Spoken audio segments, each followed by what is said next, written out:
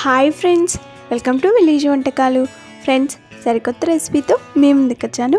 ఇవాల్టి simple and tasty recipe వచ్చేసి breakfast comes snack recipe. చేసుకోవడం కూడా చాలా సులువు అండి. ఇక లేట్ చేయకుండా సింపుల్ అండ్ టేస్టీ ఈ బ్రేక్ఫాస్ట్ రెసిపీని ఎలా రెడీ చేసుకోవాలి, దాని ప్రాసెస్ ఏంటనే చూసేద్దాము. ముందుగా ఈ breakfast comes snack recipe ready చేసుకోవడానికి కావాల్సిన మెయిన్ ఇంగ్రీడియంట్స్ నేను ఇలా ప్లేట్లోకి తీసుకున్నాను. చూడండి ఫ్రెండ్స్, ఇక్కడ 1 కప్పు వరకు గోధుమ పిండి, అలాగే 1 కప్పు వరకు బొంబాయి రవ్వ, అదేనండి ఉప్మా రవ్వ, అలాగే బాగా పండిన ఒక 4 టమాటాలను తీసుకోవాలి. అలాగే కొంచెం కొత్తిమీర, ఇవి ఉంటే చాలు, చాలా రుచికరంగా బ్రేక్ఫాస్ట్ కమ్ స్నాక్ని అయితే ఈజీగా రెడీ చేసుకోవచ్చు. ఇప్పుడు ఒక బౌల్ని తీసుకొని అందులో కడిగి పెట్టుకున్న టమాటాలని ఫస్ట్ దాన్ని తొడిమ భాగం వరకే కట్ చేసుకోవాలి. దీన్ని హాఫ్గా కట్ చేసి ఇందులో వేసుకోండి. తీసుకున్న అన్ని టమాటాలను కూడా ఇదే విధంగా తరిగి గిన్నెలోకి తీసుకున్న తర్వాత ఇప్పుడు ఈ టమాటాలు మునిగేంత వరకు వాటర్ని కొన్ని పోసి ఇప్పుడు ఈ టమాటాలని స్టవ్ పైన పెట్టుకోవాలి. ఒక 2-3 నిమిషాల పాటు టమాటాలని బాగా ఉడికించుకోండి. 3 నిమిషాల తర్వాత స్టవ్ ఆఫ్ చేసి ఇప్పుడు ఈ గిన్నెని పక్కన పెట్టేసి ఈ టమాటాలని పూర్తిగా చల్లారనివ్వాలి. టమాటో పై తొక్కను మొత్తం తీసేయాలి. ఇవి పూర్తిగా చల్లారిన తర్వాత తీసుకోండి. వేడిగా ఉన్నప్పుడు తీసుకోవడం కష్టంగా ఉంటుంది కాబట్టి చల్లారిన తర్వాత ఉడికించుకున్న టమాటో తొక్కని తీసేయాలి. ఈ విధంగా తొక్క మొత్తం తీసేసిన తర్వాత ఇప్పుడు ఒక మిక్సీ జార్ తీసుకొని అందులో చల్లారిన టమాటాలను వేసుకోవాలి. టమాటా ముక్కలన్నీ కూడా మిక్సీ జార్లోకి వేసిన తర్వాత వాటర్ని పోసి ఇందులోనే ఒక 1/2 టీ స్పూన్ వరకు కారం వేసుకోవాలి. కారం వేసి ఒకసారి స్పూన్తో కలిపిన తర్వాత మిక్సీపై మూత పెట్టి మెత్తని పేస్ట్ లాగా మిక్సీ పట్టుకోవాలి.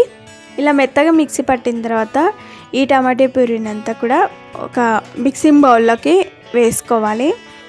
చూడండి ఫ్రెండ్స్, మనకి టమాటా ప్యూరీ అయితే ఇలా చిక్కగా రెడీ అయిపోయింది. ఇప్పుడు ఈ టమాటా ప్యూరీలో 1 టీ స్పూన్ వరకు నువ్వులు వేసుకోవాలి. నేను ఇక్కడ నల్ల నువ్వులు వేసానండి. మీ దగ్గర నల్ల నువ్వులు లేకపోతే తెల్ల నువ్వులైనా వేసుకోవచ్చు. 1/2 టీ స్పూన్ కంటే తక్కువగా వాము వేసుకోవాలి. అలాగే 1/2 టీ స్పూన్ వరకు జీలకర్ర వేసుకోవాలి. ఇప్పుడు ఇందులోనే రుచికి సరిపడా ఉప్పు వేసుకోవాలి. ఒక 1/2 టీ స్పూన్ వరకు వేసుకోండి. ఇవన్నీ వేసిన తర్వాత స్పూన్తో ఒకసారి బాగా కలుపుకోండి. మీ దగ్గర హ్యాండ్ విస్కర్ ఉంటే హ్యాండ్ విస్కర్తో కూడా కలుపుకోవచ్చు. ఇందులో సన్నగా తరిగిన కొత్తిమీర వేసుకోవాలి. కొత్తిమీర వేసిన తర్వాత ఒకసారి బాగా కలుపుకోవాలి. తీసుకున్న రవ్వని వేసుకోవాలి. నేను ఇక్కడ చిన్న కప్తో 1 కప్పు వరకు రవ్వ వేసానండి. అదే చిన్న కప్తో 1 కప్పు వరకు గోధుమ పిండి వేసుకోవాలి. మీ దగ్గర గోధుమ పిండి లేకపోతే మల్టీగ్రెయిన్ అట్లాంటివి కూడా వేసుకోవచ్చు. రవ్వ గోధుమ పిండి వేసిన తర్వాత ఒకసారి స్పూన్తో బాగా కలుపుకోవాలి. తర్వాత అదే కప్తో ఇంకొక కప్పు వరకు రవ్వ వేసానండి. అలాగే ఇంకొక కప్పు వరకు ఒకసారి బాగా కలుపుకోవాలి. దీన్నంతా కూడా పూరి పిండిలాగా కలుపుకోవాలి. బాగా లూజ్గా ఉండకూడదండి, అలాగని బాగా గట్టిగా కలపకూడదు. మీడియంగా పిండిని కలుపుకోవాలి. ఈ పిండి పైన మూత పెట్టి 10 నుండి 15 నిమిషాల పాటు పిండిని సెట్ అవ్వనివ్వాలి. ఒక చిన్న బౌల్ని తీసుకొని అందులో 1/2 టీ స్పూన్ వరకు పసుపు వేసుకోవాలి. 1 టీ స్పూన్ వరకు ధనియా పౌడర్ వేయాలి. 1/2 టీ స్పూన్ వరకు జీరా పౌడర్ వేసుకోవాలి. అలాగే 1 టీ స్పూన్ వరకు ఎండు కారం వేసుకున్న తర్వాత ఇవన్నీ కూడా కలిసేలాగా ఒకసారి కలుపుకొని ఇందులో కొన్ని వాటర్ని పోసి చికెన్ పేస్ట్ లాగా కలుపుకొని పెట్టుకోవాలి. మనం వేసుకున్న ఈ మసాలాలు ఉండలు కట్టకుండా స్పూన్ తోటి ఒకసారి బాగా కలుపుకోవాలి. ఇలా కలిపిన తర్వాత స్టవ్ పైన ఒక ఫ్రై పాన్ పెట్టుకొని అందులో 4 టీ స్పూన్ వరకు ఆయిల్ పోయాలి. ఆయిల్ వేడిన తర్వాత 1/2 టీ స్పూన్ వరకు ఆవాలు, 1/2 టీ స్పూన్ వరకు జీలకర్ర వేయాలి. ఇవి చిటపట్లాడేంత వరకు ఫ్రై చేసుకోవాలి. చిటపట్లాడేటప్పుడు ఇందులోనే ఒక 2 ఎండుమిర్చిని కట్ చేసి వేసుకోండి. ఎండుమిర్చి ఫ్రై అయ్యేటప్పుడు ఇందులోనే ఒక్క బిర్యానీ ఆకు వేసుకోండి. చిన్నగా ఉన్న ఒక బిర్యానీ ఆకు వేసిన తర్వాత ఒకసారి కలుపుకొని ఆవాలు, జీలకర్ర, ఎండుమిర్చి, బిర్యానీ ఆకు అనేది ఆయిల్లో కొద్దిసేపు ఫ్రై చేసుకోవాలి. ఈ విధంగా ఫ్రై అయిన తర్వాత ముందుగా కలిపి పెట్టుకున్న ఈ మసాలా పేస్ట్ని వేసుకోవాలి. ఇందులో వేసిన తర్వాత ఒకసారి బాగా కలుపుకోవాలి. కొద్దిసేపు అయిన తర్వాత కారం బాగా మగ్గిన తర్వాత ఇందులో వాటర్ పోసుకోవాలి. స్టవ్ని సిమ్ టు మీడియం ఫ్లేమ్లో పెట్టుకొని వీటిని ఫ్రై చేసుకోండి. ఇప్పుడు ఈ వాటర్ని మరిగించుకోవాలి. ఈ వాటర్ మరిగేటప్పుడు ఇందులో బంగాళదుంపని మ్యాష్ చేసి వేసుకోవాలి. నేను ఈ కర్రీ రెడీ చేసుకోవడం కోసం ఒక 2 పెద్ద సైజులో ఉన్న బంగాళదుంపల్ని ఉడికించుకున్నానండి. వీటిని ఇప్పుడు పొట్టు తీసి మెత్తగా మ్యాష్ చేసుకుంటూ ఇందులో వేసుకోవాలి. చేయితోటే ఇలా మ్యాష్ చేసుకుంటూ ఇందులో వేసిన తర్వాత ఒకసారి బాగా కలుపుకోండి. ఇలా బాగా కలిపి ఈ బంగాళదుంపల్ని కొద్దిసేపు ఉడికించుకోవాలి. ఇవి ఉడికించుకుంటూనే ఇంకొక పక్కన వేరొక చిన్న బౌల్ తీసుకొని అందులో 1/2 కప్పు వరకు పెరుగు వేసుకోవాలి. పెరుగు వేసిన తర్వాత గడ్డలుగా లేకుండా స్పూన్ తోటే మ్యాష్ చేసుకుంటూ బాగా కలుపుకోవాలి. వేరొక చిన్న బౌల్ తీసుకొని అందులో 1 టీ స్పూన్ వరకు శనగపిండి వేసుకోవాలి. 1/2 కప్పు వరకు వాటర్ పోయాలి. ఈ శనగపిండిలో వాటర్ పోసేటప్పుడు బాగా కలుపుకోండి. శనగపిండి తొందరగా ఉండలు కడుతుంది కాబట్టి శనగపిండిలో వాటర్ పోసేటప్పుడు బాగా కలుపుతూ పోసుకోవాలి. ముందుగా ఒక బౌల్లోకి తీసుకున్న పెరుగు గడ్డలుగా లేకుండా చిలికి ఇందులో వేసుకొని ఒకసారి అంతా కలిసేలాగా బాగా కలుపుకోండి. ఇలా బాగా కలుపుకున్న తర్వాత మనకి ఇంకొక పక్కన మనం బంగాళదుంపల్ని ఫ్రై చేసుకుంటున్నాం కదా, కలిపి పెట్టుకున్న పెరుగుని ఇందులో వేసుకోవాలి. ఒకసారి బాగా కలుపుకోవాలి. శనగపిండి వేసిన తర్వాత ఇదంతా కూడా తొందరగా దగ్గర పడుతుందండి. ఇప్పుడు ఇందులో ఇంకొక కప్పు వరకు వాటర్ పోయాలి. కొంచెం ఇది లూజ్ కన్సిస్టెన్సీలో ఉండేలాగా వాటర్ పోసుకొని ఇది దగ్గర పడేంత వరకు ఉడికించుకోవాలి. శనగపిండి పచ్చిదే వేసుకున్నాం కాబట్టి ఈ పచ్చివాసన పోయేంత వరకు దగ్గర పడేంత వరకు ఉడికించుకోవాలి. ఇది దగ్గర పడింది.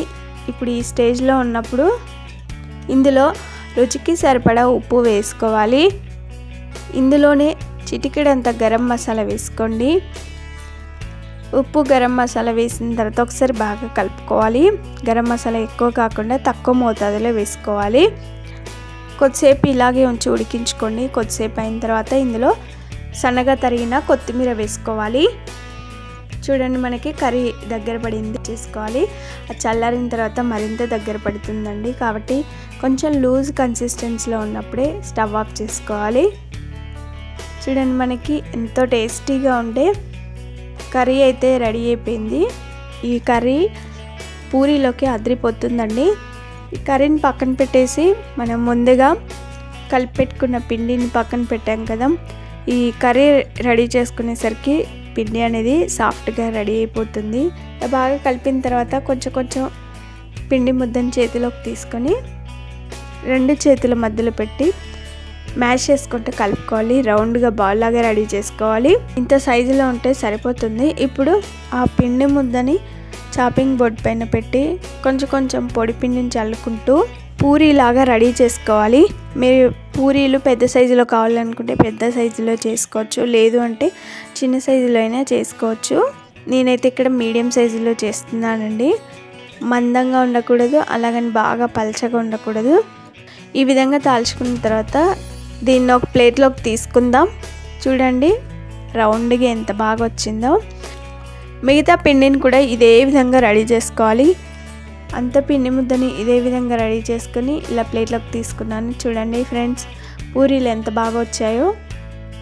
ఇప్పుడు ఈ పూరీలు ఫ్రై చేసుకోవడానికి ఆయిల్ని వేడి చేసుకోవాలి. ఆయిల్ బాగా వేడిన తర్వాత ఒక్కొక్క పూరీని ఆయిల్లో వేసిన వెంటనే కలపకూడదండి. అది కొంచెం ఫ్రై అయిన తర్వాత పైకి ఇలా వచ్చేస్తూ ఉంటుంది. అప్పుడు మనం లోపలికి అనడం ద్వారా పూరి అనేది బాగా పొంగుతుంది. చూడండి ఎంత బాగా పొంగుతున్నాయో. ఒక సైడ్ ఇలా ఫ్రై అయిన తర్వాత రెండో వైపు తిప్పి రెండో వైపు కూడా మంచి కలర్ వచ్చేంత వరకు ఫ్రై చేసుకోవాలి. ఇలా ఫ్రై చేసుకున్న ఈ పూరీని ప్లేట్లోకి తీసుకుందాం. చూడండి ఎంత మంచి కలర్లోకి వచ్చాయో.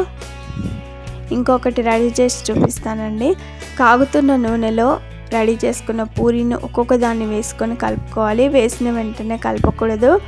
అది కొంచెం ఫ్రై అయిన తర్వాత పైకి వచ్చేస్తుందండి. అలా వచ్చినప్పుడు మనం ఆయిల్లోకి అదమడం ద్వారా పూరీ బాగా పొంగుతుంది.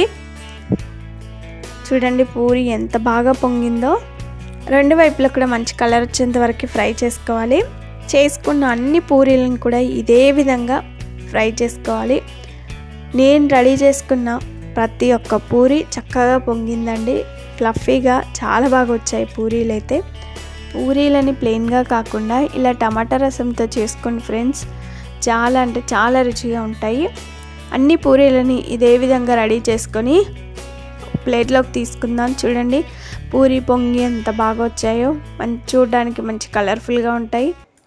ఇప్పుడు వీటిని సర్వింగ్ ప్లేట్లోకి తీసుకొని రెడీ చేసుకున్న కర్రీని ఇలా బౌల్లోకి తీసుకొని సర్వ్ చేసుకుంటే అంతేనండి. సింపుల్ అయిన టేస్టీ టమాటో పూరి విత్ బంగాళదుంప గ్రేవీ కర్రీతో పూరి అయితే రెడీ అయిపోయింది. రెడీ చేసుకున్న కర్రీ ఎంత టేస్టీగా ఉందనండి. పూరి అలాగే కర్రీ కాంబినేషన్ అయితే అదిరిపోయింది. చూడ్డానికి కలర్ఫుల్గా కనిపిస్తాయి, అలాగే టేస్ట్ కూడా చాలా బాగుంటాయి. చూసారు కదా ఎంత కలర్ఫుల్గా వచ్చాయో పూరీలన్నీ కూడా పొంగి చాలా బాగా వచ్చాయి. పూరీ రెసిపీ మీకు నచ్చిందా? ఆలస్యం చేయకుండా ఒక లైక్ చేయండి. ఫ్రెండ్స్కి కానీ రిలేటివ్స్ కానీ షేర్ చేయండి. మీరు ఈ కర్రీ రెసిపీని తప్పక ట్రై చేయండి ఫ్రెండ్స్. మీకు ఎలా వచ్చింది, టేస్ట్ ఎలా ఉందనేది కామెంట్ చేయండి. ఫస్ట్ టైం ఆ వీడియోని చూస్తున్నట్లయితే వెంటనే సబ్స్క్రైబ్ చేసుకోండి. పక్కనే ఉన్న బెల్ సింబల్ని క్లిక్ చేయడం ద్వారా మేము పెట్టే ప్రతి వీడియో నోటిఫికేషన్ మీ మొబైల్కి వచ్చేస్తుంది. Thanks for watching. Bye bye.